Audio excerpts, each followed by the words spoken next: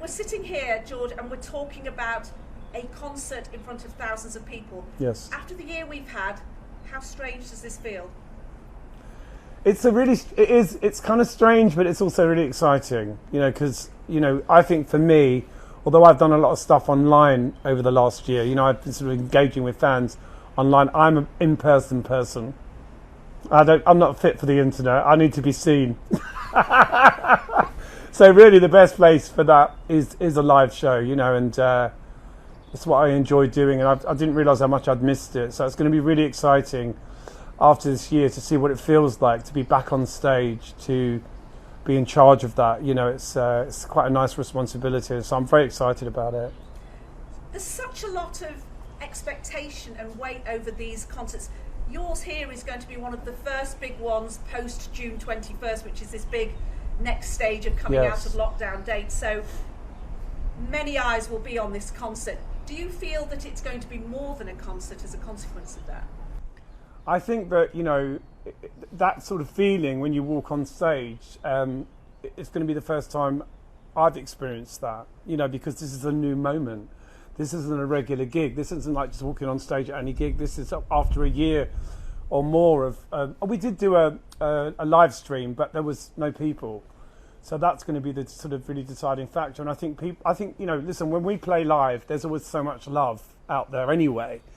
And I think with this, crowds, it will just be amplified because people are so passionate about getting out and having a brilliant day and being safe and all of that. So I think if we can provide that and leave them with a big smile on their face, I'm going to feel like I'm a job done person. I'm much more excited once I've done the job. If people say, "Are you excited?" I say, "I get excited once I've nailed it." So for me, the end result is always the key thing for me. Significance of doing it here. Obviously, you're a local boy, if you like. It's staggeringly beautiful, and it's become a famous setting for live concerts as well. And the fact that this big event is happening here at Kenwood. Well, the exciting thing is I've never played here. I've literally lived here over 30 years, and I've heard concerts. I've heard this one and that one singing, wafting through my house. And I thought, when am I going to play Kenwood? So again, it's quite exciting because I've never done it, and this is literally my backyard. You've got your fans are very dedicated. They're very devoted.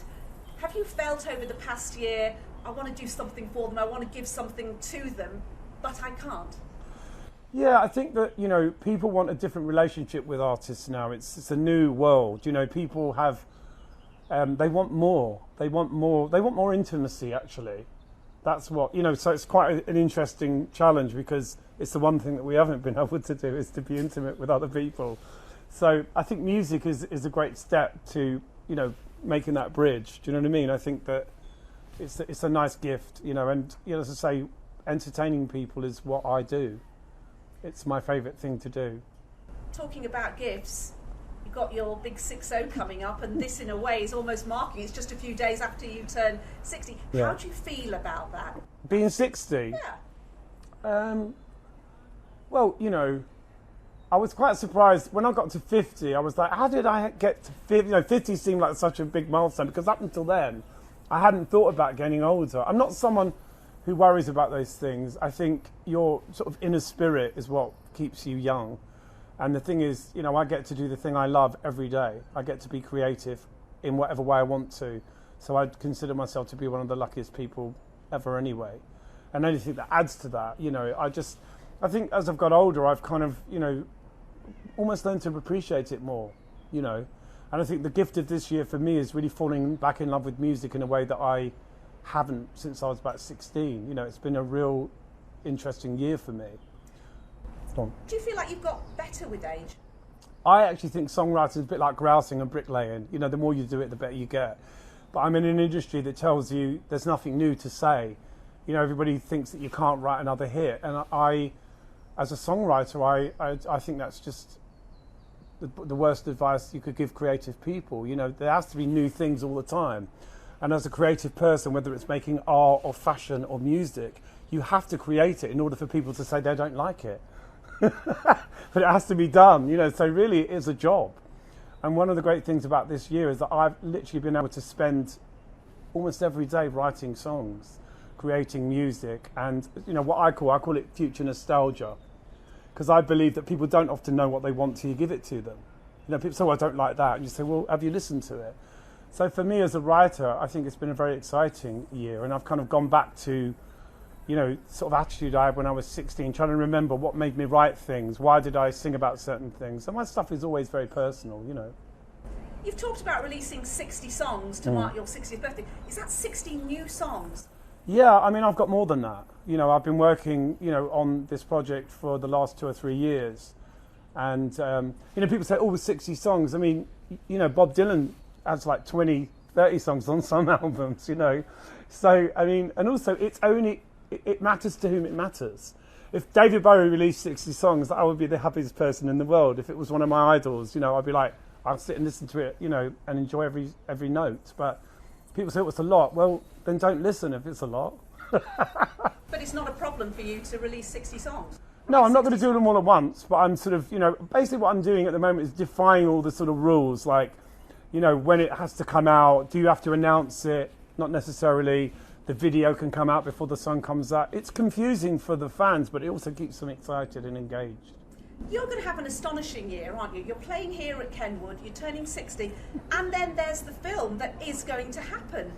I mean, how long has that been cooking? That sounds amazing. Well, there's been lots of projects, you know, over the years that films are going to be made, and, you know, it looks like this is actually happening now, so that's quite exciting. I keep hearing about people auditioning for the role of me. There's been a bit of eye rolling, really.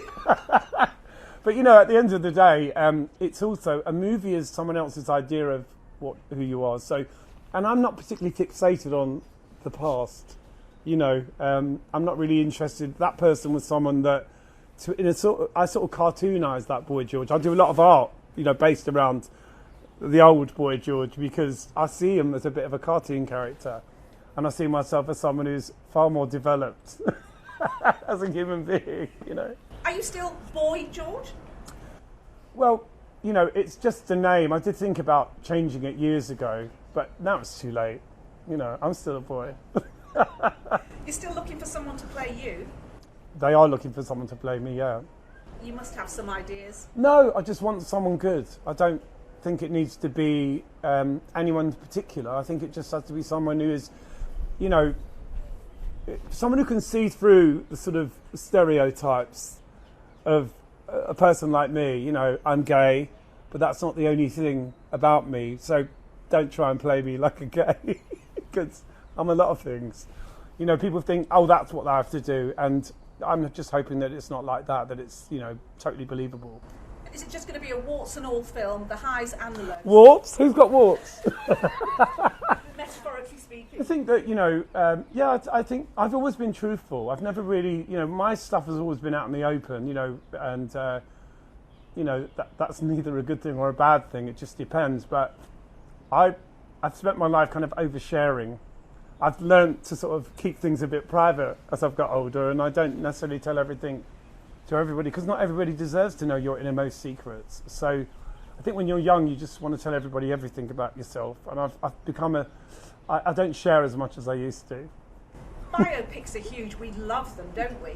Are you going to be looking for advice from other biopics, like the Elton John one, the Bohemian Rhapsody film?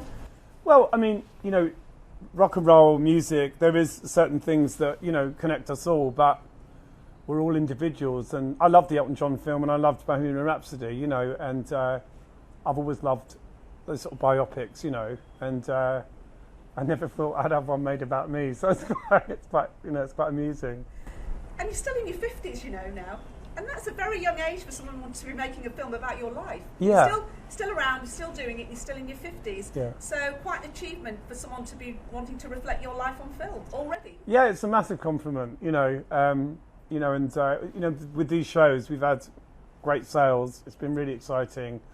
And in fact, we've had the best sales of any gigs we've done in the last 5 or 6 years. So it's really exciting. So there is this real passion to come out and have a really fantastic day, and I'm excited to be part of that. You know, I really want to give people the best time ever. It's interesting what you say, the sales have been incredible. We have become more nostalgic, haven't we? You know, Yeah. I've got a teenage daughter, utterly addicted to Culture Club. Not to stuff that's out now. There's something about that music. But can I just say though, you know, the idea of things existing in the past is quite mad, because everything exists now. So when people say, oh, it's very now, I'm like, everything's now. I mean, people say, what do you think of new music? And I say, really, there is no music. There's no new music. There's just 8 notes in the world. It's just how you place them. Do you know what I'm saying? I'm surprised more things don't sound similar. And when you've listened to as much music as I have, you realise that, as I said earlier, it's like grouting and bricklaying. It really just is a job. Finally, what's the biggest thing you've learned about yourself over this past lockdown year? I've learned that one of the most powerful things that happened to me early in the lockdown was having the script from the film read to me. And I really didn't think hearing the script would give me a new perspective on some of the things that I believed in the past. But it was very interesting to sit there and go, actually, maybe I didn't quite understand what I was feeling at the time. I didn't quite understand what I was thinking.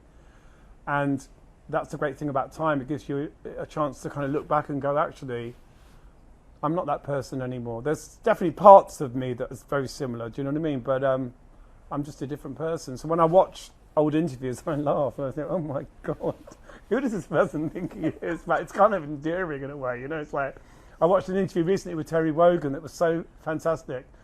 And I was like, I sound like a concerned grandma. Just like, and I'm like 19, it's just hilarious. So that's one of the fantastic things about being in the public eye, is that you get to look back at yourself quite a lot. People post things you haven't even seen, and you go, oh my God, look at this interview. What was I talking about? No, it's kind of fascinating. Like this film is going to be therapy, George. Well, I think that if you can divorce yourself from what it is, you know, because you have to, when you're in the public eye, you are constantly kind of working your way through other people's ideas of who you are and what you are, you know, and people tend to kind of feel safer with a sort of cliched idea of a person. They hold you in a certain place, and, you know, my policy is always don't look back, that's not where I'm going. Brilliant. I like that. That's great. Thank you so much. Thanks. Can I nick that? Please do. I'm sure I nicked it.